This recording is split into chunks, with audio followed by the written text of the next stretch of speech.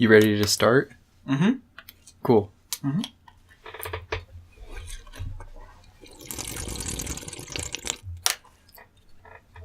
Keep going. Okay, so we're just going to start recording the content now? Mm-hmm. Cool. So, how many... Can you stop? Can you stop? You're going to spit all over the mic.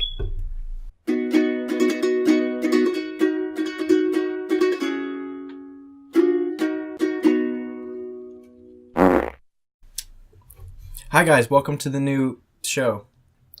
Okay. We're You don't good. need to say what it's called because you saw the intro. Why are you laughing? That's funny. Thank you. Okay, never mind. So, the reason that we're making this podcast is me and Brett were sitting in a library and we were talking about animation and art and comics for 2 hours. And then I thought we should just record this and make a podcast and maybe people will listen. Our friends might. So we're going to do that. So I really wanted to talk about Be a Puppy Cat first. Well, the season ended a couple weeks ago, in early February or something.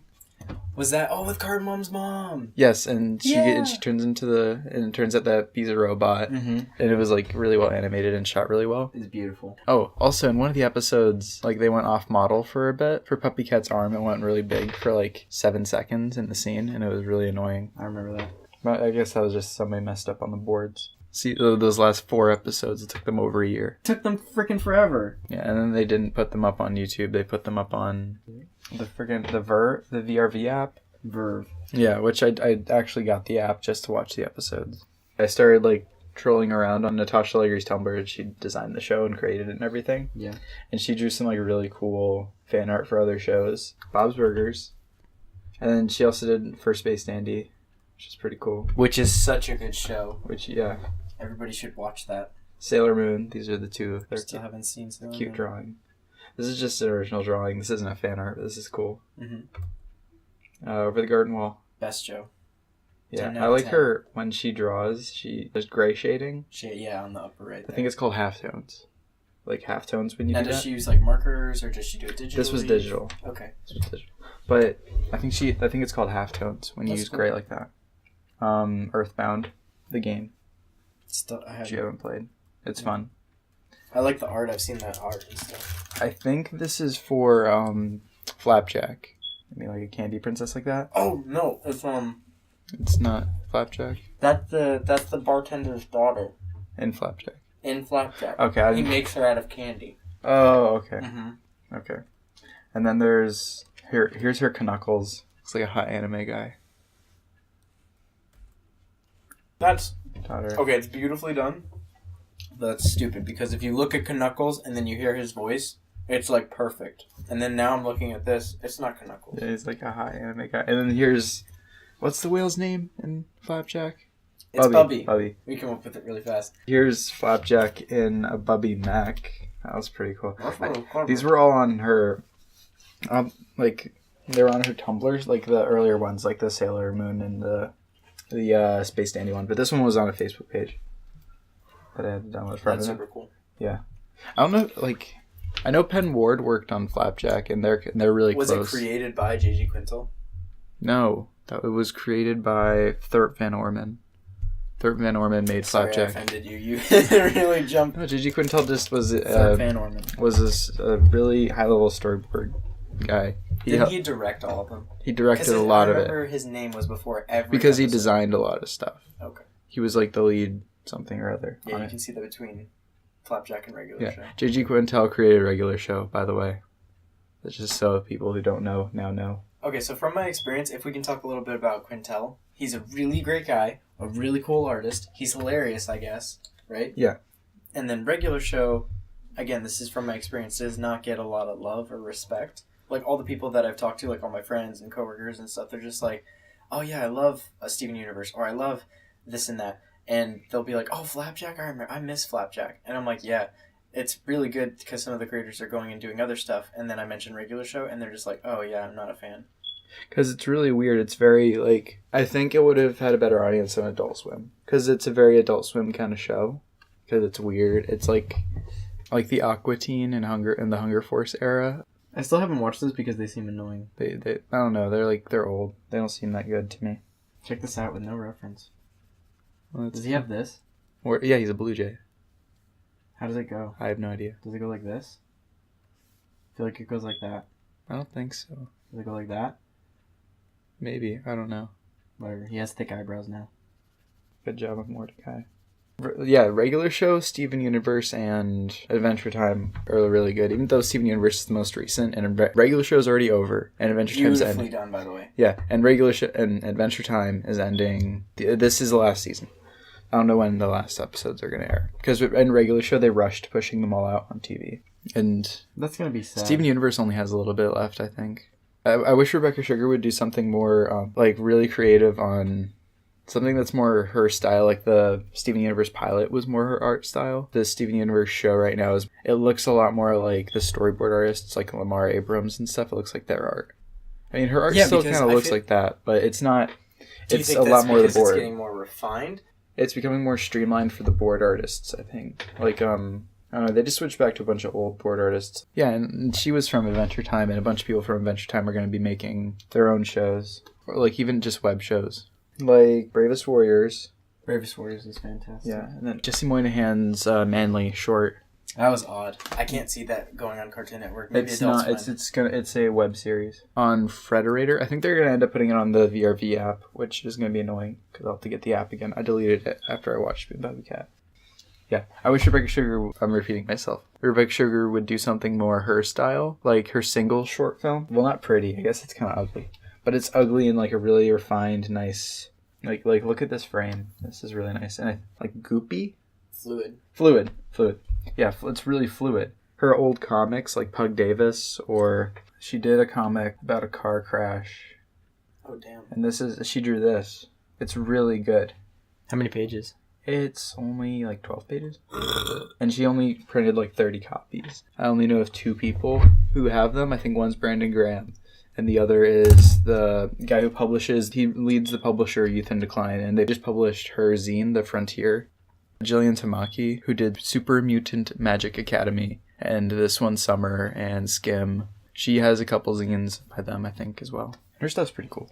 I like her stuff. I have a copy of Super Mutant Magic Academy. Yeah, but they're putting all their shows up online because Cartoon Network is kind of a crap hole right now. Because the way that they're managing their channel is crappy because they just play Teen Titans Go all day.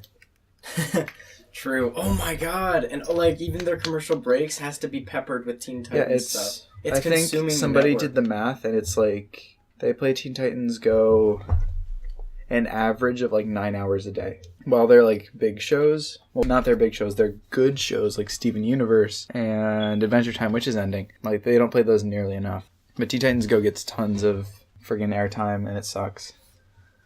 Remember when we used to like that show? Because it was a fun little parody, but then they ran out of jokes. I don't know. I don't like it anymore. It sucks. And all the internet animators who actually are just making shows for YouTube, all these people are making shows for online now, but all the people who are making shows for online are trying to get on TV. Like, but they can't because freaking Beast Boy needs to keep eating pie and burritos and stuff. Like Ross, Rubber Ninja. Yeah. He was a YouTube animator and old, like, he's been animating online since, like, mid-2000s. He's working on a show, which is probably just going to be up on YouTube, but there are people like Mr. Chambers, who's working on a pilot, like, by himself. Really? Yeah, his pilot. Dude, I would love to see Mr. Chambers' show. Yeah, it's going to be like a space western, I think. Like, I don't know if I know some of this is for his show. That's so cool. Yeah, and it looks really cool because his art's awesome. Yeah. But he's been working on this for a while because he needs to have real jobs while he's working on this. On YouTube, he's part of like a community of other animators who also do really slick stuff. Stejkrobot being the best, I think, out of the group. No, he draws a lot, and his streams are great. When he streams art, it's really awesome. You should try drawing Mr. Chambers. Yeah. Preferences. I don't think he's working on a Game Grumps animated right now. He's working on something else. But he was working on a Game Grumps animated. To the left. Media? Yeah.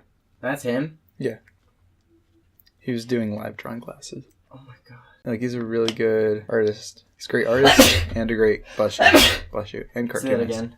Oh, He's a great artist and cartoonist. It's a really big hat. The way you draw it doesn't look much like a beanie. It looks like a fez. Artist rendering, Bryce. Rendering. Yeah, these little rosy cheeks. Little rosy cheeks. And then he has, well, let me see if I can do his font thing. Like this, I guess. Let's make it super thick. And then go like... His art, most of the time, makes me think of, like, creepy storybook illustrations. You should tweet that at him. Why? It's utter garbage. Brothers Grimm stuff. I don't know. There's this really cool... This is kind of a tangent. This is just really cool children's book. It's about a subway station, like the first subway station, and it's apparently based on true events, but they use stop-motion puppets, and they paint it. So they create the stage, right? So the whole book is a series of photographs for the pictures, photographs that they've designed, painted backgrounds, they make all the props, and they could have animated, but they made like a... It's so cool. I think it's called like the Secret Subway or something. I'll show you. Hang on. Secret Subway? Subway. So that's like the vibe that you get. It makes me think of Dave McKean, who did the Sandman covers for the comics. I guess. Because he would do multimedia stuff. And it's got like these incredible... Wow, that is cool. Why didn't they just make a short film? And it just... Yeah, right. It just looks like stills. I don't know. I just had to give that a shout out. Hang on. I'm going to find out who the author is. I'll give you a shout out, dude.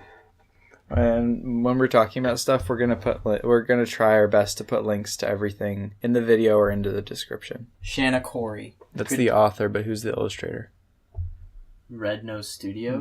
So oh my god, that makes sense. So it's a whole studio. Okay, so shout out to Shanna Corey and Red Nose Studio. It's a beautiful book. I highly recommend it. That's Brett's recommendation for the week. It's pretty rad. You guys should check it out. It's a pretty book. I like it.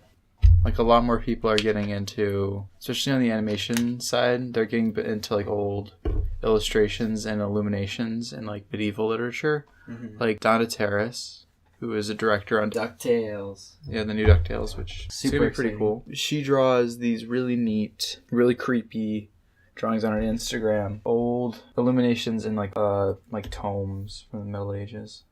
Like, she draws that kind of stuff, and it's really cool. I'm going to pull up her Tumblr. Some of that up, yeah. Like, she does really good anatomy drawings, like this stuff. And her line work is really good. I'm certain you do. But they also always have a firm footing in, like, some kind of cartoon or anime. Yeah. That's a really good... Yeah. All right, that was episode 1. Thanks for listening. I hope everybody had fun. I know I did. Brett had fun? Yep. Well, we're going to leave some links up right here to what we're working on. I draw comics and doodles and stuff. They're going to be over here on the left. And I draw, and I have another channel. It's called Comic Sense. Go on and check that out. Links to my stuff is over here on the right. All right, thanks for watching, guys. Be sure to toot in next time. I hate you. That's funny.